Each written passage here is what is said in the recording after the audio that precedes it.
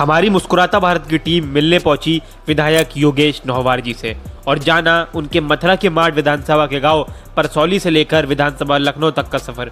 जानिए क्या बोले विधायक योगेश नौहवार जी। सभी दर्शकों को मेरा एक बार फिर नमस्कार। और आज मुस्कुराता भारत के एक विशेष शो में मेरे साथ हैं युवा विधायक योगेश नौहवार साहब, जो एक ग्रामीण पृष्ठभूमि से आए और उन्होंने अपने जीवन में बहुत संघर्ष देखे। उन संघर्षों का के साथ जनता की समस्याओं को लेके इसे बंद करने के लिए बोले आज वो विधायक बने। चौधरी चरण सिंह साहब के विशेष समर्थक और उनकी राह पे चलने वाले योगेश नौहवार साहब मेरे साथ हैं। सबसे पहले सर अपने बारे में बताइए, अपने गांव का नाम बताइए जहां आपका जन्म हुआ। सबसे पहले तो आपका बहुत बहुत आभार। आपने एक बहुत ही अच्छे और खूबसूरत महत्वपूर्ण टॉपिक पर है अपना जो ये एपिसोड आप बना रहे हैं, मुस्कुराता भारत। इस भारत में मुस्कुराहट की बहुत ज़्यादा ज़रूरत है। ज़्यादातर लोगों को मैं देखता हूँ कि किसी न किसी बात पर अनायास ये तनाव में लोग जो रहते हैं, उनके लिए भी आप एक संदेश दे रहे हैं कि आपको हमेशा मुस्कुराते रहना चाहिए। आपने मेरे गांव के बारे में पूछा तो मेरा गांव पारसौली है, जो नौझील ब्लॉक में पड़ता है, माठ विधानसभा में पड़ता है। योगीराज भगवान श्री कृष्ण की जन्म स्थली और हमारी पतित पावन यमुना माँ, उसके बराबर में आपका गांव है। हाँ, उससे 2-4 किलोमीटर 5-7 किलोमीटर दूर होगा, लेकिन ये ब्रज क्षेत्र पूरा का पूरा पवित्र है और जो जिस व्यक्ति ने ब्रज क्षेत्र में जन्म लिया वो बहुत बड़ा सौभाग्यशाली है। भगवान योगीराज कृष्ण के लिए आप सबसे पहले क्या कहेंगे, इसके बाद मैं इंटरव्यू शुरू करूंगा। देखिए, हम बड़े सौभाग्यशाली हैं कि इस ब्रज क्षेत्र में भगवान श्री कृष्ण की लीलाएं हुई, यहाँ वो पैदा हुए, वहाँ पूरा जीवन इनका यहाँ पर निकला और ऐसी पवित्र भूमि पर हम पैदा हुए। और ब्रज रज जो माथे पे लगा लेता है उसका उद्धार हो जाता है। ब्रज रज की बड़ी महिमा है। तो जितने भी ब्रजवासी लोग हम यहाँ पैदा हुए, बहुत सौभाग्यशाली। गांव की चौपाल से लेके विधानसभा तक का सफर आपका कितना इंटरेस्टिंग रहा, कितना मजा आया आपको इस सफर में, कभी जब इस सफर को आप नीचे की तरफ देखते हैं? देखिए, संघर्ष बहुत ही ज़्यादा रहा, इंटरेस्टिंग भी रहा, कई उतार चढ़ाव भी आए। शुरुआत राजनीति की, मैं शुरुआत में मेरा पनीर का प्लांट था, व्यापारी हूँ मैं जी। मेरे पिताजी चीफ फायर ब्रिगेड ऑफिसर थे जी। वो जब रिटायर हुए, जब वहाँ आए तो वहाँ एक पुलिस का बहुत बड़ा भय हुआ करता था और दलालों ने चौकी थानों को घेर रखा था। वो एक आम आदमी पुलिस चौकी थाने पर नहीं जाया करता था, तो लोग शिकायतें लेके पिताजी के पास आते थे, तो पिताजी मुझे भेज दिया करते थे कि ये गरीब किसान है, इसकी मदद कर दीजिए। तो वो मदद करते करते करते करते करते जब वो सुकून मिलता है, किसी गरीब आदमी को आप किसी संकट से बचाते हो, दलालों के उत्पीड़न से बचाते हो, पुलिस के उत्पीड़न से बचाते हो, तो जब दुआ दे के जाता है, आशीर्वाद दे के जाता है, तो बड़ा सुकून मिलता है। तो वो उस सुकून को करते करते करते करते किस समय में राजनीति में आ गया ये पता नहीं पड़ा। 2002 में हमारे गांव से परिवार के ही प्रताप मुंशी चुनाव लड़े थे हमारी पार्टी से। फिर ज्ञानवती जी चुनाव लड़ी 2004 में एमपी का। फिर 2007 में बढ़ चढ़ के हमने मेहनत की थी, ठाकुर रामपाल सिंह चुनाव लड़े थे। उसके बाद में 2012 में स्वयं जयंत चौधरी चुनाव लड़े जी, उसमें भी बहुत मेहनत की। उसके बाद में स्वयं मैं उपचुनाव लड़ा 2012 में। पहला चुनाव मेरा 2012 का था जी। जो उपचुनाव था वो बड़ा संघर्ष भरा था, बड़ा मेहनत भरा था। और हमारी जो पार्टी है वो संगठन बेस नहीं है। हमारी पार्टी का काम करने का तरीका बिल्कुल अलग है। ये लोगों का दिली रिश्ता है। माठ विधानसभा के लोगों से हमारा इतना दिली रिश्ता है, प्रेम है, सुख दुख में आना जाना, उन्हीं के बीच में रहना। योगेश नौहवार खेल प्रेमी है और जयंत चौधरी साहब भी खेल प्रेमी है, उनके बारे में कुछ बताइए। देखिए, मुझे खेल से बहुत प्रेम है। मेरे पिताजी स्वयं कार्य सिंह पहलवान थे, स्पोर्ट्स कोटे में ही उनकी नौकरी लगी थी। मेरे भाई हैं बड़े प्रताप पहलवान और रामकिशन पहलवान है, पहलाद पहलवान है। घर परिवार में बहुत पहलवानों का शौक रहा है। हमारे ताऊ थे बाबू पहलवान। तो उसके बाद मैंने पहलवानी तो नहीं करी ज़्यादा, लेकिन बैडमिंटन का खिलाड़ी रहा हूँ मैं। कर्नाटक में भी खेला हूँ, फिर यहाँ आकर के मैं मथुरा डिस्ट्रिक्ट का डबल्स का चैंपियन रहा 2015 में, 16 में, 17 में, कई बार मैंने खेला। और मैं क्रिकेट का भी बहुत अच्छा खिलाड़ी हूँ और मैं खेलता भी हूँ। आज भी जब क्रिकेट के टूर्नामेंट में लोग मुझे बुलाते हैं उद्घाटन में, समारोह में जाता भी हूँ और जो भी मदद मुझसे हो सकती है वो करता हूँ। रही बात जयंत चौधरी जी की, जयंत चौधरी जी कभी यहाँ पर आते हैं, मथुरा आते हैं और उन्हें कभी मौका मिलता है तो उस मौके पर वो हम लोगों के साथ क्रिकेट खेलने लग जाते हैं और हर गेम में वो इंटरेस्ट भी लेते हैं। मुझे पूछते भी हैं कि तुम्हारे बैडमिंटन का क्या रहा, तुम आपके खेले नहीं खेले। अच्छा, सबसे बड़ी बात यह है कि इस बार की उनकी जो 30 करोड़ रुपए की जो राशि है, उन्होंने संपूर्ण राशि खेलकूद के लिए समर्पित कर दी है। वो जगह जगह स्टेडियम बना रहे हैं पूरे उत्तर प्रदेश में अपनी निधि से। जी। हमारे माठ विधानसभा में भी एक मोरकी इंटर कॉलेज है, वहाँ पर एक ट्रैक के लिए वो घोषणा करके गए थे, जल्दी वो बनेगा। बीएसए इंजीनियरिंग कॉलेज में उन्होंने 20 लाख रुपए दिए हैं वॉलीबॉल के लिए, वॉलीबॉल का कोर्ट बनाने के लिए। तो खेलकूद से युवा होने के नाते माननीय जयंत चौधरी जी को बहुत लगाव है, बहुत प्रेम है और खेल के बढ़ावे के लिए वो जो भी कर सकते हैं वो कर रहे हैं। आपके जब आप फील्ड में होते हो, जब आप एक विधायक के तौर पे अपनी फील्ड में जाते हो या कहीं और जाते हो, आपने कोई ऐसी इंसिडेंट देखा कि किसी बच्चे को मुस्कुराहट के साथ, किसी महिला को मुस्कुराहट के साथ, या किसी ऐसे व्यक्ति की आपने मदद की हो कि मदद के बाद वो केवल मुस्कुराया हो? आपने कभी महसूस किया है अपनी लाइफ में? देखिए, गांव में शहर की अपेक्षा मुस्कुराते हुए चेहरे आपको ज़्यादा दिखाई देंगे।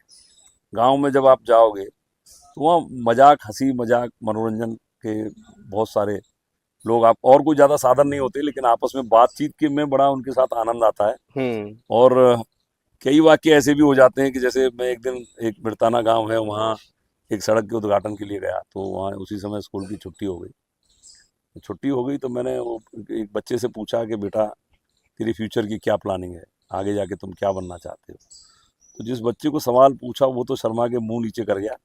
उसका जो दोस्त था, साथी, वो कह रहा था कि कछु न करेगा, गे तो घूरे खोदेगा। विधायक जी, आप बहुत अच्छी बातें कर रहे हैं। मुझे आप एक बात बताइए, कितनी बार ऐसा हुआ है कि हमारी युवा पीढ़ी जानती नहीं है मठा, कलेऊ, जो आपने बचपन में सीखा हो, आज विधायकी के दौर में इतने सारे लोगों का प्यार जब आपको मिलता है तो उसको कैसे डाइजेस्ट करते हो? अरे आप ये समझिए कि आज भी जब मैं जाता हूँ तो कई लोग ऐसे हैं, इतने प्रेमी हैं कि वो एक बड़ी सी 2 लीटर की बोतल में मठा भर के लाते हैं और रोटी लाते हैं, चटनी लाते हैं। कलेऊ का मतलब भी बता दीजिए। कलेऊ देखो, सबसे जो शरीर को, किसान जो सबसे आज की तारीख में उसकी सेहत मजबूत है और उसको बीमारियां नहीं लगती है, उसका सबसे बड़ा कारण कलेऊ है। कलेऊ जो है, ब्रेकफास्ट और लंच के बीच में 10 बजे का टाइम आप मान के चलिए, ऐसा है कि वो उसे कलेऊ बोलते हैं और कलेऊ में वो झिक के मठा पीते हैं, रोटी खाते हैं, दाल बनती है घर में, चटनी बनती है, सब्जी बनती है, उसे खाते हैं, झिक के मारते हैं और उसके ऊपर मठा पीने के बाद मस्त नींद आती है और आराम से सो जाते हैं। उसके बाद उनको लंच करने की, दोपहर का लंच नहीं होता है गाँव में, तो सीधे शाम को 6 बजे डिनर होता है। 6 बजे डिनर करने के बाद में वो 10 बजे तक जगते हैं, 10 बजे सोते हैं। 4 घंटे का गैप हो गया। हम लोग क्या करते हैं जी, रात 10 बजे खाना खाया, सो गए, तो वो नुकसान कितनी बड़ी होता है। विधायक जी, एक पर्सनल क्वेश्चन मैं आपसे पूछूंगा, ईमानदारी से जवाब देना। इस मुस्कुराती जिंदगी में कौन सी चीज ऐसी है जो आपको सबसे ज्यादा तनाव देती है? देखिए, मुस्कुराती हुई जिंदगी में सबसे ज्यादा तनाव जब हो जाता है, क्या राजनीति देती है? राजनीति देती है। राजनीति सोने नहीं देती। क्यों, ऐसा क्या है राजनीति? राजनीति का सबसे माइनस पॉइंट ये है कि ये फुल टाइम जॉब है। इसको खेल कह सकते हैं? नहीं, दिस इज नॉट खेल, इसे बहुत सीरियस काम है जी। ये फुल टाइम जॉब, ये आप ये समझिए कि पार्ट टाइम जॉब नहीं है। आपको 24 घंटे अलर्ट रहना है, 24 घंटे चौकन्ना रहना है, आपको फोन अटेंड करने हैं, लोगों की समस्या सुननी है, काम करना है। आपको संडे की छुट्टी नहीं है, होली की छुट्टी नहीं है, आपको दिवाली की छुट्टी नहीं है, आपको इसमें छुट्टी नहीं है। और एक माइनस पॉइंट इसमें राजनीति में है कि इसमें रिटायरमेंट नहीं है। आप रिटायर होना चाहोगे भी तो तुम्हें जनता रिटायर नहीं होने देगी। एक विधायक के तौर पे आपको क्या लगता है, आपके पास बहुत सारी समस्याएं आती होंगी और आप अपने जैसे यहाँ चौपाल लगी हुई है, बहुत सारे लोग बैठे हुए हैं, सभी लोग उम्मीद लेके आते हैं और एक विधायक के तौर पे आप भी चाहते हो कि कोई अगर आ रहा है मेरा महत्वपूर्ण वोटर तो आप उसकी समस्या को खत्म करें। कभी आपको लगता है कि कुछ लोग ऐसे भी होते हैं जो उसमें व्यवधान डालते हैं तो कई बार लोगों के काम पिछड़ जाते हैं? देखिए, पहले जब 2012 में चुनाव लड़ा, चुनाव हारा, हारने के बाद में जो व्यक्ति आपको वोट देता है वो आपको जिताने के लिए देता है, उसे मतलब नहीं आप जीते या हारे। लेकिन जब चुनाव हारने के बाद लोग समस्या को लेके आते हैं और ना आप उनको सड़क दे सकते, ना उनका आप काम कर सकते, ना आप वो बहुत जोरदारी से चौकी थाने से छुड़ा सकते। बाकी मेरा तो जीवन संघर्ष में गया है, मैंने बहुत आंदोलन किए हैं, मैं जेल भी गया हूँ लोगों के लिए, मेरे पे मुकदमे भी लगे हैं, रासुका भी लगी है। हमने 2009 में जब वो एक्सप्रेसवे की कट की मांग को लेकर के हम धरना दिया था तो उस समय पे गोलियां चली, कई किसान मरे, कईयों को घायल हुए, हम लोगों पर रासुका लगी, हम फरार रहे। फिर माननीय अजीत सिंह जी ने हमें हमारी रक्षा की, हमें आके बचाया, मुकदमे वापस हुए। तो ये समस्याएं तो देखो जीवन में चलती हैं, लेकिन आदमी निराशा जब होती है, जब किसी निर्दोष व्यक्ति को वो बचा नहीं पाता है तो निराशा होती है। लेकिन आज बड़ा गर्व है, हम सत्ता में हैं, अब किसी व्यक्ति के संग अन्याय हो रहा होता है, हम उसे बचाते हैं तो बड़ा सुकून महसूस होता है। गांव की मिट्टी, किसान की मेहनत और लोगों की उम्मीद, एक विधायक के तौर पे योगेश नौवार कहाँ खड़ा पाते हैं अपने को? गांव की मिट्टी, किसान की मेहनत, गांव की मिट्टी से बढ़िया तो देखो धरती पे कुछ नहीं है। चौधरी चरण सिंह जी को किसी ने इंटरव्यू में पूछा था कि आप प्रधानमंत्री बन गए हैं, आप कौन सा इत्र लगाएंगे, आपको कौन सी खुशबू पसंद है? तो उन्होंने कहा था कि जब पहली बरसात की बूंद मट्टी पे पड़ती है और उस मट्टी की जो खुशबू आती है, सौंधी खुशबू आती है, वो खुशबू मुझे सबसे प्यारी लगती है। तो गांव की मिट्टी की तो देखिए आप, वो जो व्यक्ति गांव की मिट्टी में बड़ा हुआ हो उससे आप अगर बात करेंगे, उसकी बातों में इतनी मैच्योरिटी आ जाएगी, इतनी समझदारी आपको मिलेगी कि वो पूरी जिम्मेदारी के साथ जब वो जाता है, खेती करता है, मेहनत करता है, पशु को पालता है, तो बहुत कम उम्र से उसको जिम्मेदारी गांव में दे दी जाती है। शहर का व्यक्ति अगर आप किसी 12वीं क्लास के बच्चे को भी बोलेंगे कि चाय बना ला तो शायद उसमें बनेगी नहीं। अंत में एक क्वेश्चन और पूछूंगा मैं आपसे कि विधायक के तौर पर आपको 3 सवाल थे, गांव की मिट्टी, किसान की मेहनत। देखिए आज भी हम सरकार में हैं, लेकिन मैं ये बात ईमानदारी से स्वीकार करना चाहता हूं कि किसान की मेहनत का उसे उचित मूल्य आज भी उसे नहीं मिल रहा है। इसीलिए आप देखेंगे किसान विकास से वंचित है।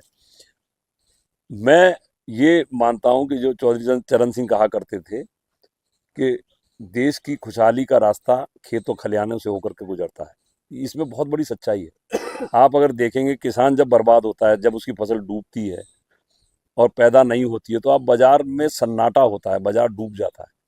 और जब किसान की फसल बहुत जोरदार होती है और किसान के पास पैसा आता है तो बाजार में चमक आ जाती है।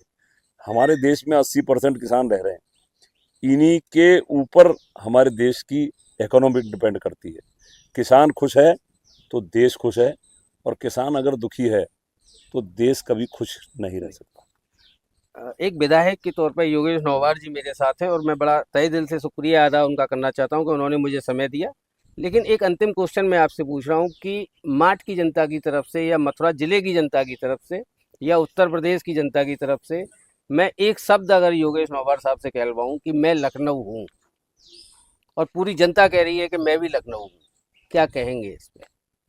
देखिए, ये माट विधानसभा की जो जनता है वो इतनी दिल का रिश्ता रखने वाली जनता है कि जब मैं चुनाव 2012 में हारा तो हारने के बाद निराशा तो मिलती है, लेकिन माट विधानसभा की जनता ने मुझे बुलाया, गले लगाया और गांव-गांव 1-1, 1.5 लाख रुपए चंदा दिया हारने के बाद, और मेरी हिम्मत बनाई कि तू शरीर से मेहनत कर, पैसे की चिंता मत कर। तो पूरी जनता कह सकती है कि मैं भी लखनऊ हूँ? पूरी जनता आज की तारीख में माट विधानसभा की ये कह देगी कि मैं योगेश नौवार। बहुत अच्छा। और योगेश नौवार मैं लखनऊ हूँ। मैं लखनऊ। और उसमें आप ये बात देखिए कि 2017 में भी इसी तरह से लोगों ने चंदा करके मुझे दिया। लोग ये तक कहते हैं मुझसे कि तुझे बुग्गी से लड़ा देंगे, ट्रैक्टर से लड़ा देंगे, तू पैसा मत लाना, लेकिन हिम्मत मत हारना, हमारे लिए लड़ता रहे। बहुत अच्छा। और मैं आज विधायक हूँ, आज मेरे से बहुत ज़्यादा लोग जुड़े हुए हैं और बढ़ भी रहे हैं। मैं उन लोगों को याद करता हूँ जिनके मेरे पास जब देने के लिए कुछ नहीं था, जी। मदद करने की मुझ में क्षमता नहीं थी, उस समय भी लोगों ने मुझे छोड़ा नहीं। मुस्कुराता भारत की टीम से आप क्या कहना चाहेंगे? हम लोग इन्हीं विषयों पे काम कर रहे हैं, आपको क्या लगता है? देखिए, आपने मुझे सबसे खुशी की बात तो ये है कि एक नॉन पॉलिटिकल इंटरव्यू है और मुस्कुराता भारत पर आप दे रहे हैं, तो मैं चाहता हूँ कि देश का युवा मुस्कुराता रहे, किसान मुस्कुराता रहे, देश का बच्चा बच्चा मुस्कुराता रहे। एक बहुत छोटा सा प्रश्न, अगर मैं आपको एक स्लेट दूं, उस स्लेट पे आप क्या शब्द लिखना चाहेंगे? देश के लिए, माट की जनता के लिए, अपने लिए, मेरे लिए या आरएलडी के लिए? देखिए, स्लेट पे मैं किसान गरीब मजदूर का कल्याण चाहता हूँ। सरकार किसान कल्याण के लिए काम कर रही है और ऐसे ही काम करती रहे, और उसी चौधरी चरण सिंह जी के बनाए हुए रास्ते पे चलना चाहता हूँ। वो किसान गरीब मजदूर को खुशहाल देखना चाहते थे, उनका सपना पूरा करने के लिए हमारी पार्टी का प्रत्येक कार्यकर्ता समर्पित है और आगे भी हम देश के किसानों के लिए, मजदूरों के लिए, गरीब के लिए मेहनत करते बहुत बहुत शुभकामनाएं योगेश नौवार साहब, आपको मैं बहुत आगे बढ़ते हुए देखना चाहता हूं। और स्लेट के तौर पर आपसे फिर एक बार कहूंगा कि जो आपने बोला है वो जनता के बीच में होना चाहिए। स्लेट एक ऐसा शब्द है जो बचपन को हमें याद दिलाता है, Yes. और लगता है जिसने बचपन को याद किया वो कभी आजीवन, जब तक जिंदा रहेगा, जब तक सांसें हैं, वो भूलेगा नहीं। आदमी का बचपन जिंदा है तो सब कुछ जिंदा है। योगेश नौवार साहब, आपने समय दिया, बहुत बहुत शुक्रिया, धन्यवाद। Thank you.